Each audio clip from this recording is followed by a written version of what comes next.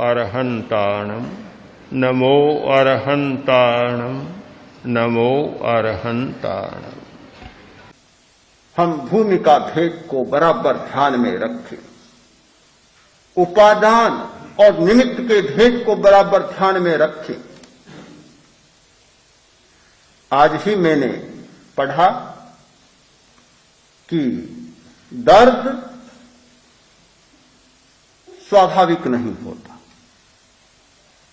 दर्द सीखता है आदमी सामाजिक वातावरण से। बात तो बड़ी अजीब सी लगती है कि भला दर्द को कैसे सीखेगा, दर्द कोई सीखने की बात है क्या? पर हर बात में गहराई में जाते हैं तो दूसरा पहलू उसका उजागर हो जाता है। दर्द भी सीखा जाता है, दर्द भी पढ़ा जाता है। सामाजिक वातावरण से अलग रहने वाला व्यक्ति जिस दर्द का अनुभव नहीं करता, सामाजिक वातावरण में रहने वाला व्यक्ति उस दर्द का अनुभव करता है। इसका कारण भी बहुत अच्छा है कि दर्द होता है भीतर के रसायन को, स्नायु कोशिकाओं में एक प्रकार का रसायन होता है, दर्द को बहुत पकड़ता है। जो लोग सामाजिक वातावरण में नहीं रहते, शायद उनकी स्नायु कोशिकाओं में दर्द को रोकने वाला रसायन ज्यादा मात्रा में बन जाता है, इसलिए बाहर से कोई सुई चुभोई गई, कोई दर्द नहीं, कोई हिस्सा काट लिया गया, कोई भी दर्द नहीं होता। दर्द जहां काटा जाता है, सुई चुभोई जाती है, वहां तो दर्द होता नहीं। दर्द होता है पीड़ा संवेदन केंद्रों में। पीड़ा संवेदन का केंद्र, अगर संवेदन केंद्र को निष्क्रिय बना दिया तो फिर दर्द कहां से होगा? संवेदन को संज्ञा शून्य बनाने की नाना पद्धतियां चालू रही। मूर्छा के द्रव्य सुंघाए जाते हैं, केंद्र निष्क्रिय हो जाते हैं। सम्मोहन के द्वारा केंद्र निष्क्रिय हो जाते हैं। आज सम्मोहन का प्रयोग भी बहुत चल रहा है। किसी का ऑपरेशन करना है, रोगी को सम्मोहित कर दिया, किसी मूर्छा लाने वाले द्रव्य के प्रयोग की आवश्यकता नहीं होती, मेजर ऑपरेशन हो जाता है और उसको पता ही नहीं चलता। एक्यूपंक्चर के द्वारा भी यह किया जाता है। कुछ सुइयां चुभो दी, बड़े से बड़ा ऑपरेशन कर डाले, पता ही नहीं चलता। देखता है, आंखों से देखता है, कट रहा है, हो रहा है, उसे कोई पता नहीं चलता। जिस स्थान पर काटा जाता है, पीड़ा दी जाती है, वहां तो दर्द होता नहीं। दर्द होता है संवेदन केंद्र में। यदि संवेदन केंद्र को निष्क्रिय बनाने वाली बात बन जाए तो फिर कुछ भी हो, दर्द का अनुभव नहीं होगा। ऐसी घटनाएं हमने स्वयं देखी, आंखों से देखी, सुनी है कि एक व्यक्ति स्वाध्याय में इतना लीन हो गया, एक व्यक्ति ध्यान में इतना लीन हो गया, संवेदन केंद्र निष्क्रिय बन गया, फिर कुछ भी किया उसे कोई पता ही नहीं चला। एक संवेदन केंद्र की निष्क्रियता और दर्द। तो दर्द अपने आप में नहीं होता, दर्द का भी एक कारण होता है, पीड़ा का भी एक कारण होता है। हम ध्यान के द्वारा ऐसी प्रक्रियाओं का आलंबन लेते हैं, ऐसे प्रयोग करते हैं जिससे बाह्य निमित्त भी निष्क्रिय बने। व्यर्थ नहीं कहता हूं कि बाह्य निमित्तों को निष्क्रिय न बनाए।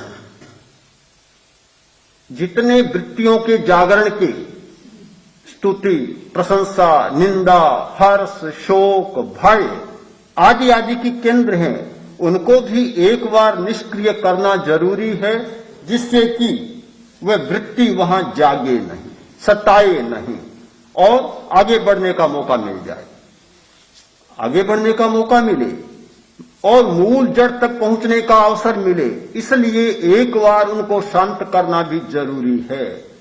किंतु इतनी लंबी चर्चा मैंने इसलिए की, इसको अंतिम मानकर न बैठ जाए। ये शरीर प्रेक्षा, चैतन्य केंद्र प्रेक्षा, लिष्या ध्यान, ये कोई अंतिम बात नहीं है, ये मध्यवर्ती मार्ग है, मध्य विश्राम है।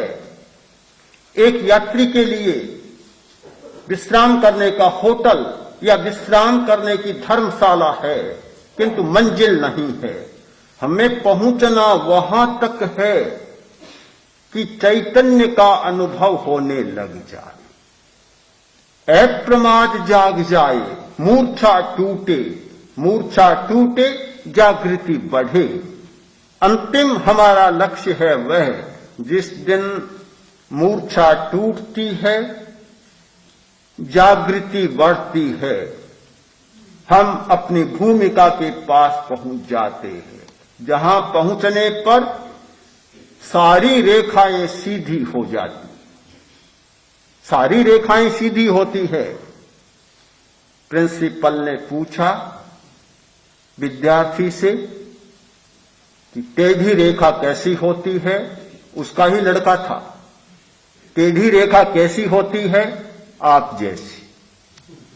सीधी रेखा कैसी होती है? कि मेरी मम्मी जैसी। ये टेढ़ी मेढ़ी रेखाएं सारी समाप्त हो जाए और साधना करने वाला व्यक्ति सीधी रेखा में पहुंच जाए, मातृका पर पहुंच जाए। मातृका पर पहुंचने का मतलब होता है मूल स्थान पर पहुंच जाना, ऋजु हो जाना। ऋजु धर्म का और वक्रता का कोई संबंध नहीं है। जैन आगमों में मोक्ष के लिए एक शब्द का प्रयोग मिलता है, ऋजु। उज्जुदंशी, ऋजुदर्शी, मोक्षदर्शी। संयम का मतलब है ऋजु, संयम ऋजु, मोक्ष ऋजु, साधना ऋजु। कहीं भी कुटिलता का अंश बच गया, साधना समाप्त हो जाती है। तो हम उस सीधी सरल रेखा पर पहुंचे, सारी कुटिलताओं से परे। वहां पहुंचने पर जो अनुभव होना चाहिए वह शुद्ध चैतन्य का अनुभव होता है। और ये सारे प्रश्न जो इस भूमिका पर हमारे सामने उतरते हैं, अपने आप समाहित हो जाते। प्रश्न अच्छा है और बहुत साफ है। प्रश्न में भी उत्तर है स्वयं। सामाजिक भूमिका पर रहे तो ये मान, अपमान, सम्मान, इनको बुरा मानने का कोई कारण नहीं। सब आवश्यक है। सामाजिक जीवन में अगर असम्मान होता है तो बुरी बात है, सम्मान होता है तो अच्छी बात है। सबका अपना मूल्य है। कोई व्यक्ति सम्मान की भावना रखे तो अच्छी बात है, अपमान न होने की भावना रखे ये अच्छी बात है, अपमान से घबराए यह भी अच्छी बात है। एक आदमी पद के लिए उम्मीदवार बनता है तो बहुत अच्छी बात है, बुराई क्या है उसमें? अगर लोकतंत्र में कोई राष्ट्रपति या प्रधानमंत्री का बनने के लिए उम्मीदवार बनता है तो कोई बुराई नहीं है। तो सामाजिक मूल्यों में इनकी हम कोई बुराई नहीं मानते, किंतु प्रश्न तो तब है कि सामाजिक व्यक्ति व्यक्ति भी है, वह सामाजिक प्राणी भी है और व्यक्ति भी है, और वह सामाजिक मर्यादा से हटकर और अध्यात्म की दिशा में प्रस्थान करता है। तब वंदना में खुशी होना, निंदा में नाराज होना, ये बुराई बनती है। सामाजिक भूमिका में कोई बुराई नहीं, क्यों व्यक्ति बन जाता है। हाँ, वहां फिर वह सामाजिक नहीं होता, वहां व्यक्ति होता है। उसका प्रस्थान दूसरी दिशा में हो जाता है। ये दूसरी दिशा में प्रस्थान होने पर सारे प्रश्न खड़े होते हैं। अगर सामाजिक भूमिका में वंदना पर कोई खुश होता है, निंदा में दुखी होता है, तो बिल्कुल स्वाभाविक और अच्छी बात है, कोई बुराई नहीं है उसमें, और ऐसा होना चाहिए। ये तो सारी बातें हैं दिशा बदल जाने की बात है कि जब दिशा बदली तो फिर प्रश्न खड़ा हुआ कि ऐसा नहीं होना चाहिए। ये सारी वर्जनाएं ये दिशा परिवर्तन के साथ आती है। एक दिशा में चलने उसके लिए ये वर्जनाएं बिल्कुल बेकार और अर्थहीन।